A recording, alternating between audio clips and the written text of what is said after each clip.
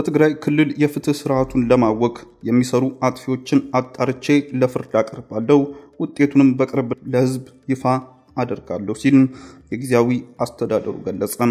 የትግራይ ክልል ጊዜያዊ አስተዳደር በክልሉ እየተፈጠረ ያለውን የፍትህ አካላት ስጋት በዘላቂነት ለመፍታት የሚያስችሉ ሁኔታዎችን ለመፍጠር የሚያሰጉ ሁሉንም ነገሮች ለማድረግ ዝግጁ ነኝ ሲል አስታወቀ። ትላንት ግንቦት 12 ቀን በወጣው መግለጫ የፍትህ አካላት ደህንነታቸው ተረጋግጦ ስራቸውን በአግባቡ እንዲወጡ የሚያስችሉ ሁኔታዎችን መፈጥራለሁ ብሏል።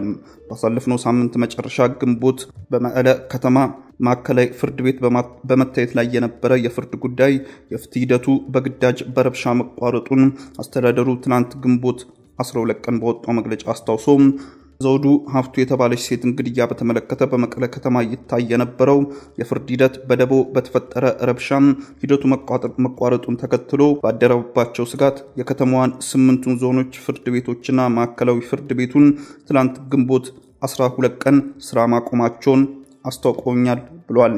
ይህ አይነቱ ስርዓትን የሚያውክ በፍርድ ቤት የተፈጸመ የደቦ ተግባር በምንም ሁኔታ ውስጥ ቢሆን ተቀባይነት የሌለው ብቻ ሳይሆን የትግራይ የዳኛን እና የፍትህ ስርዓት ላይ የተፈጸመ ግልጽ ጥቃት ነው ሲልም ገልጿል። ይህም ህግና ስርዓትን የሚያበላሽ ሁከትና ግርግር የተሸበበች ጉልበተኞች እንደፈለጉ የሚሆኑባት ትግራይን እንድትፈጥር የሚያደርግ አደገኛ ተግባር ነው ሲል ኮንኗል። በትግራይ ክልል አስገድዶ መድፈርና ግድያ ጋር በተያያዙ ጉዳዮችን የሚያዩ ዳኞች ጫና እየበረታባቸው ነው ሲልም የክልሉ የዳኞች ማህበር ማስታወቁን መዘግባችን ይታወሳል። ማህበሩ መጋቢት 27 ቀን በወጣው መግለጫ በአሁኑ ወቅት በተለይም ደግሞ ባለፉት 2 ዓመታት ታይቶ በማይታወቅ ሁኔታ በትግራይ ሴቶች ላይ አስገድዶ መድፈርና ግድያ ተብራክቷል ሲልም ጠቁሞ እነዚህን ወንጀሎች በፈጸሙ ተጠርጣሪዎችና ከሳሾች ዙሪያ ያሉትን ጉዳዮች የሚሰሙ ዳኞች ከፍርድ ሂደቱ በኋላም ሆነ በፍርድ ሂደቱ ላይ በተለያየ መንገድ ጫና እየደረሰባቸው ይገኛል ሲል ማሳሰቡን በዘገባው ተካቷል። ጫናዎቹ ዳኞች ነፃ ሆነው እንዳይሰሩ ከማድረጉም በላይ ደህንነታቸውን አደጋ ላይ የጣለ መሆኑን በፍጥነት ሊቆምም ይገባል ሲል መጠየቁ ተመላክቷል። በፍርድ ውሳኔ ላይ ጫና እየፈጠሩ ይገኛሉ በሚል ማህበሩ ባወጣቸው መግለጫዎች ካነሳቸው መካከል የክልሉ የሴቶች ቢሮ ይገኝበታል። የትግራይ ክልል ሴቶች ቢሮ በቅርብ በግፍ የተገደለችውን ሊዲያ አለም ጋር በተያያዘ በፍርድ ቤት የተላለፈውን የእድሜ ልክ ጽኑ እስራት አስመልክቶ ያወጣው መግለጫ ተቀባይነት የለውም ሲል ማህበሩን ኮንኗል። የክልሉ የሴቶች ቢሮ የእድሜ ልክ ጽኑ እስራት በሚል የተሰጠው የፍርድ ውሳኔ ከተፈጸመው የግፍ ወንጀል ክብደት አንፃር አስተማሪ ባለመሆኑ ወደፊት አስተማሪ ሊሆን በሚችል መልኩ እንዲሰጥ እንጠይቃለን ማለቱን አስታውሷል። የህግ ክፍተት ካለበት አግባብነት ባለው ይግባኝ ጥያቄ ማቅረብ እየተቻለ በደፈናው በይፋዊ መንገድ በቢሮ ደረጃ አስተማሪ አይደለም ብሎ መግለጫ ማውጣት የዳኝነት ስርዓቱን ላይ ጣልቃ መግባትና ጫና መፍጠር ነው ሲል መተቸቱንም በዘገባው ተካቷል። የነቀምቴ ጉዲና ቱምሳ አውሮፕላን ማረፊያ ግንባታ በመጠናቀቅ ላይ መሆኑ ተገለጸ።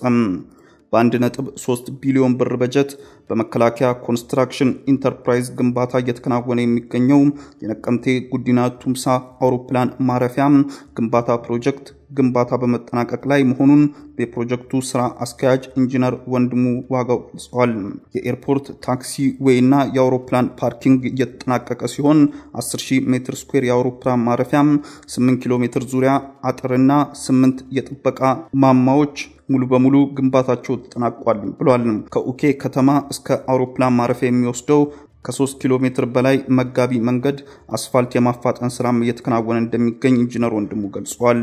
እንደ መከላከያ ሰራዊት መረጃ እስካሁን በተከናወኑት የግንባታ ስራዎች የበረራ አውሮፕላን ማረፊያ ስራ አስኪያጅ አቶ ቢኒያም ደቻሳም ገልጿል። በሳምንት ለ5 ቀናት የበረራ አገልግሎት እየሰጠ ያለው የአውሮፕላን ማረፊያ በቅርቡ የተርሚናል ግንባታው ስራው እንደሚጀመር አቶ ቢኒያም ተናግረዋል። የነቀምቴ ጉዲና ቱምሳ አውሮፕላን ማረፊያ የአውሮፕላን ማኮብኮቢያው 2.6 ኪሎ ሜትር ከ45 ሜትር ስፋት ሆኖ 7.50 ሜትር የማኮብኮቢያ ትከሻ ግራና ቀኝ ያለው ሲሆን በጥቅሉ 60 ሜትር ስፋት እንዳለው መረጃው አመላክቷል።